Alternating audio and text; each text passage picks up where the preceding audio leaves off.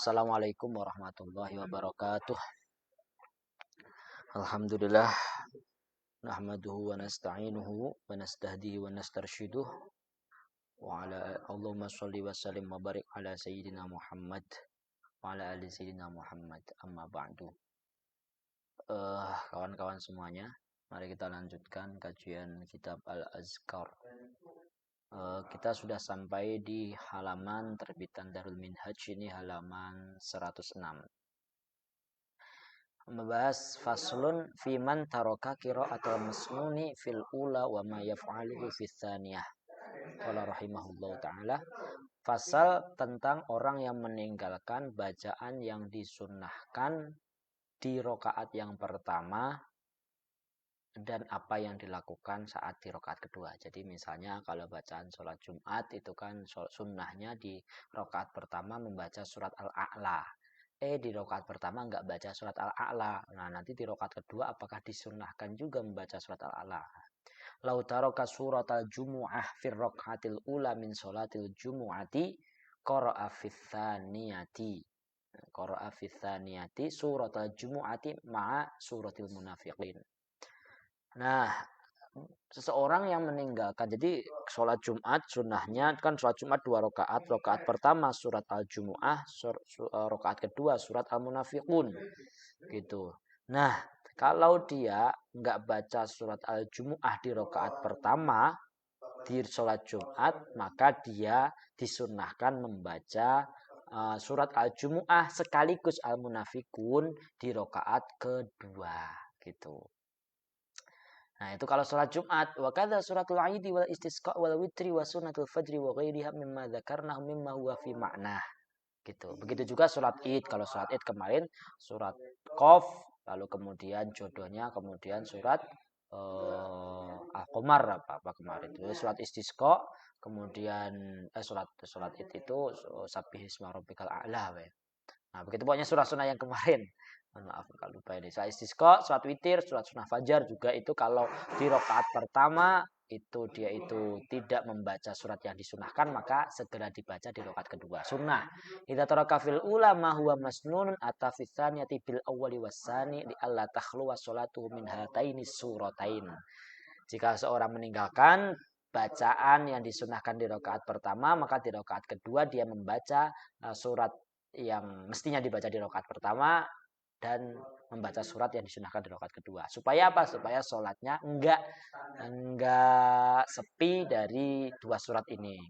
Maksudnya enggak sepi ini, biar sholat ini enggak meninggalkan salah satu sunnahnya. Walau qara'a fi sholatil jumu'ati fil ula surat al-munafiqin qara'a fi tsaniyati al-jumu'ah wa la yu'idul munafiqin. Wa qad istaqsaitu dalail hadza fi syarhil muhadzab. Dan jika seseorang ini dibalik sekarang, di rakaat pertama dia malah baca al-munafiqun.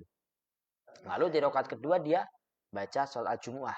Maka di rakaat kedua nggak usah ngulangin lagi di surat Al-Munafiqun lagi gitu. Karena sudah dibaca di rakaat pertama.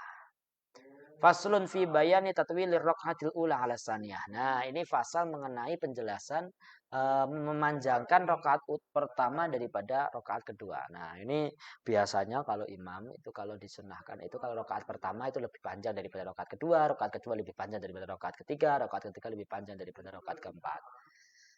Sahabat fis sahih telah tetap atau telah termaktub atau telah ada di kitab sahih anna Rasulullah sallallahu alaihi wasallam kana yutawilu fi rakaatil ula min as-subhi wa ghairiha ma la yutawilu fi tsaniyah. Bahwasanya Rasulullah sallallahu alaihi wasallam itu memanjangkan bacaan di rakaat pertama di salat subuh dan selain subuh, yaitu lebih panjang yang tidak dipanjangkan di rakaat kedua. Jadi rakaat pertama lebih panjang daripada rakaat kedua. Nabi di sholat subuh maupun sholat yang intinya rakaat pertama lebih panjang daripada rakaat kedua. Fadzaba aktsaru ashabina ila ta'wili hadza wa qalu. Nah, ini kan maksudnya gimana nih? Nah, sebagian ashab kita itu menakwili hadis ini dan mengatakan waqalu la yutawwilul ula 'ala saniyah, bahwa seseorang itu janganlah memanjangkan rakaat pertama daripada rakaat kedua. Wa dhahaba muhaqqiquna minhum ila istihbabi tatwilil ula li hadzal hadis sahih.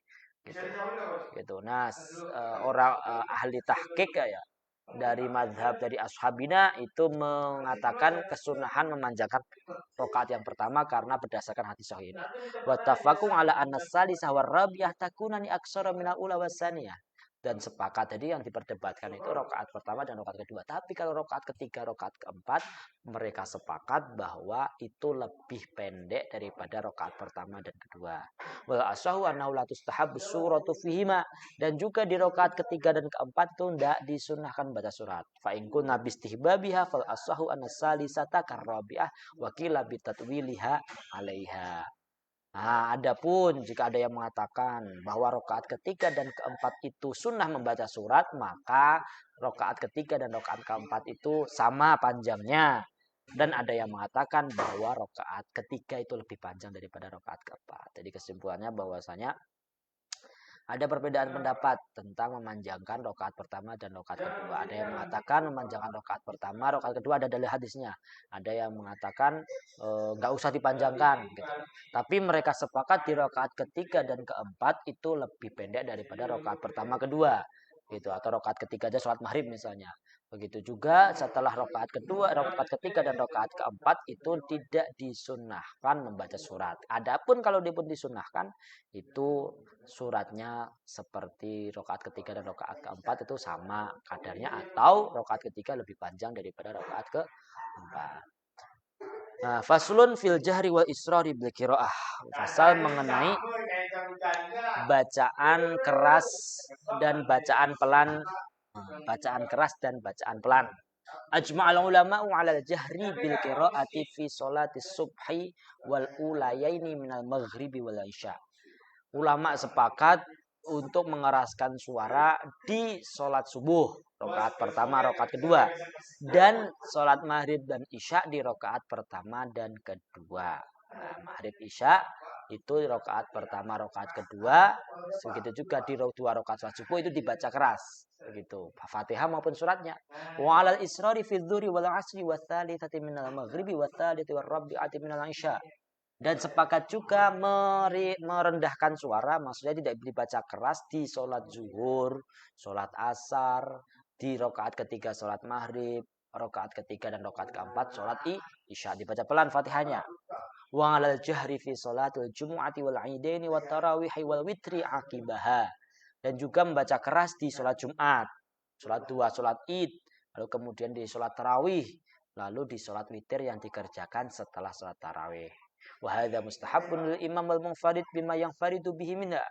Kesunahan tadi membaca keras membaca pelan tadi itu untuk imam dan orang yang sholat sendiri.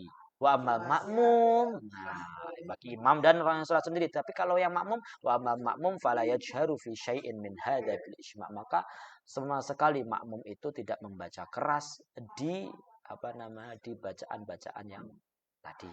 Itu maksudnya di sholat-sholat yang tadi semuanya kalau makmum statusnya itu dibaca pelan secara kesepakatan ulama. Wallahu a'lam bishawab, begitu. Kita sampai sini lagi.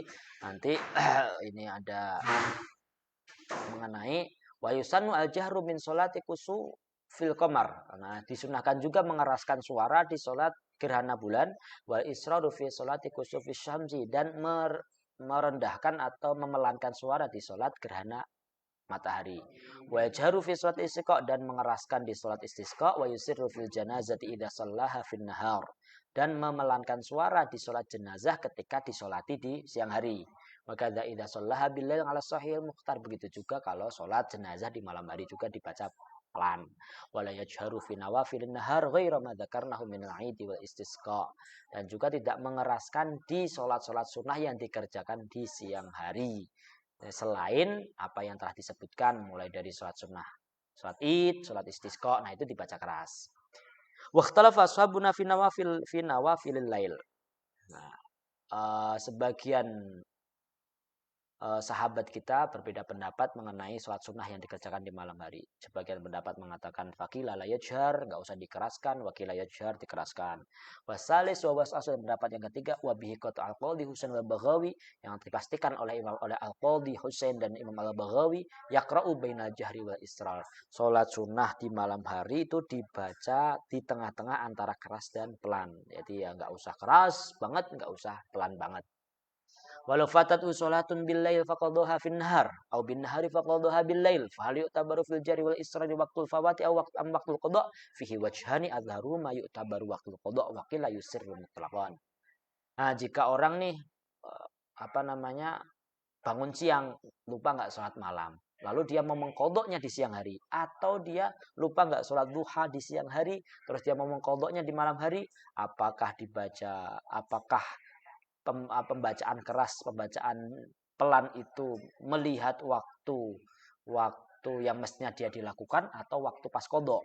Nah, itu ada dua pendapat. Yang paling azhar adalah waktu kodoknya. Jadi misalnya nih, kalau sholat tahajud dia lupa terus dilaksanakan di siang hari, maka dibaca pelan.